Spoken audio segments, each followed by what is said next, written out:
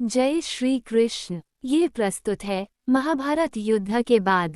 बर्बरीक ने पांडव को सुनाया महाभारत का असल सत्य, जो महाभारत युद्ध का वह भाग जो भावनात्मक भी है और रणनीति व प्रतिज्ञा से भरा हुआ भी। और श्री कृष्ण लीला भाग 106 की कहानी, जिसे एक भावपूर्ण, क्रमिक और संवादात्मक शैली में कहानी का वर्णन है। अगर आप चैनल में नए हो तो चैनल को सब्सक्राइब करके श्री कृष्ण लीला भाग 1 से लेकर भाग 105 तक की कहानी को जरूर सुने। बर्बरीक ने पांडव को सुनाया महाभारत का असल सत्य। श्रोता मित्रों, जब महाभारत का युद्ध समाप्त हो चुका था, जब कुरुक्षेत्र की भूमि पर रक्त की धाराएं सूख चुकी थीं और जब पांडवों को विजय का गौरव प्राप्त हुआ, तब भी एक प्रश्न शेष रह गया था। वास्तव में इस युद्ध को जीता किसने? ये प्रश्न युधिष्ठिर को भी सताने लगा था। क्या अर्जुन ने युद्ध जीता? क्या श्रीकृष्ण की नीति ने विजय दिलाई? या भीम की शक्ति ने कौरवों का अंत किया? युधिष्ठिर को उत्तर नहीं मिला, लेकिन तभी श्री कृष्ण ने उन्हें एक नाम बताया, बर्बरीक। बर्बरीक का ध्यानमग्न रूप। युधिष्ठिर, भीम, अर्जुन, नकुल और सहदेव सभी भाई कुरुक्षेत्र के एक कोने में पहुंचे। वहां एक तपस्वी की तरह ध्यानमग्न अवस्था में एक शीश रखा हुआ था।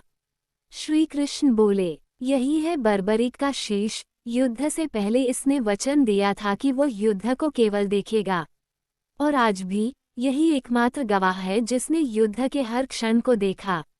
बर्बरीक की वाणी। तभी जैसे ही पवन बहा, बर्बरीक का शीश बोल पड़ा, प्रणाम राजन, तुम जानना चाहते हो कि असली विजेता कौन था? युधिष्ठिर हाथ जोड़कर बोले, हाँ, हे बर्बरीक, हमने तो केवल रणभूमि में शस्त्र उठाए, परंतु तुमने संपूर्ण युद्ध देखा है। बताओ, इस युद्ध की सच्चाई क्या है? बर्बरीक की दृष्टि से महाभारत। बर्बरीक बोला, राजन, युद्ध के मैदान में वीरता, चालाकी और भक्ति सब थे, परंतु असली युद्ध केवल अस्त्रों से नहीं, मन से लड़ा गया था। और युद्ध के हर क्षण में मैंने जो देखा, वो कुछ और ही था। कुरुक्षेत्र में पहला दिन युद्ध की शुरुआत। पहले दिन जब युद्ध प्रारंभ हुआ, तब मैंने देखा अर्जुन का रथ जैसे आकाश में उड़ता था, परंतु उस रथ को खींच रहे थे स्वयं श्री कृष्ण। हर बाण के पीछे उनकी दृष्टि, हर निर्णय में उनकी योजना। जब अर्जुन ने युद्ध की घोषणा की, तब भी पहले शब्द श्री कृष्ण ने कहे, पार्थ, अब समय है। राजन, तुम कहो अर्जुन ने युद्ध किया, पर मैंने देखा कर्म श्री कृष्ण का था।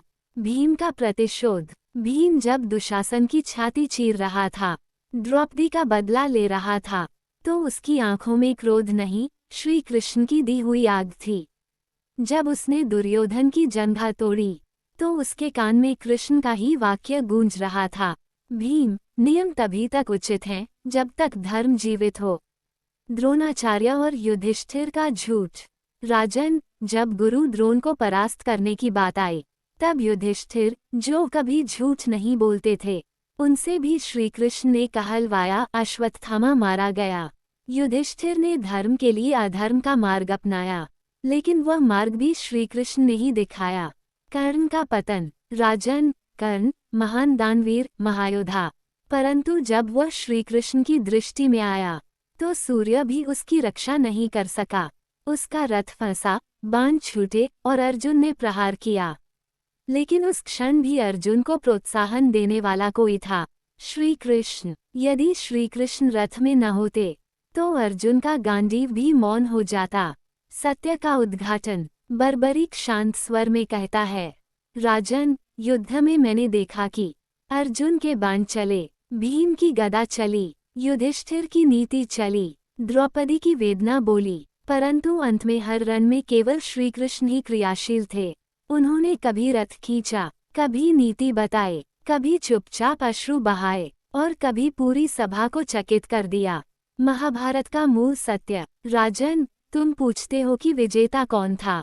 उत्तर स्पष्ट है, विजयी वही था जो युद्ध में नहीं लड़ा, लेकिन सबके भीतर था, श्री कृष्ण। युधिष्ठिर की शांति। बर्बरीक की वाणी समाप्त हुई। युधिष्ठिर की आंखों से आंसू बहने लगे। वह बोले, आज समझा, धर्म की रक्षा केवल तलवार से नहीं होती, बल्कि उस सत्य से होती है जो अदृश्य होकर भी सबके भीतर रहता है। अंतिम वाक्य में बर्बरीक की वाणी।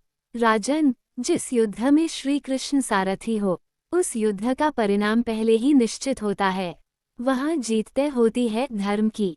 श्रोताओं, ये थी वह सच्चाई जो बर्बरीक ने देखी। महाभारत का असल सत्य शस्त्रों से नहीं, बल्कि श्री कृष्ण की दृष्टि से युद्ध लड़ा गया था। और जहां श्री कृष्ण होते हैं, वहां धर्म कभी पराजित नहीं होता। दोस्तों, श्री कृष्णा लीला भाग 106 की कहानी समाप्त हो गया है। अगर आप भाग 107 की कहानी को सुनना चाहते हैं तो हमारे चैनल के साथ बने रहें। जय श्री कृष्ण।